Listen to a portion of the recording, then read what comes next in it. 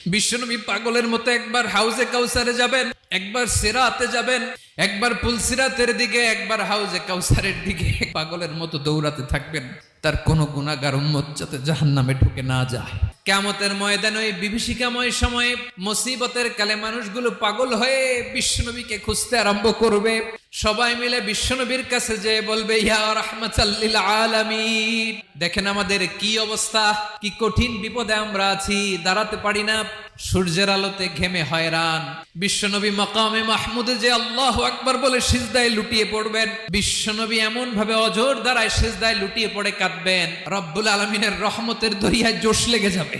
রব্বুল আলামিন এই দৃশ্য থেকে সহ্য করতে পারবেন না। রব্বুল আলামিন বলবেন, ইয়া মুহাম্মদ ইরফা রাসাক, ও নবী আপনি মাথা তোলেন, আপনার কান্না আমি সহ্য করতে পারি না, আজকে আপনি যা চাবেন তাই দেব।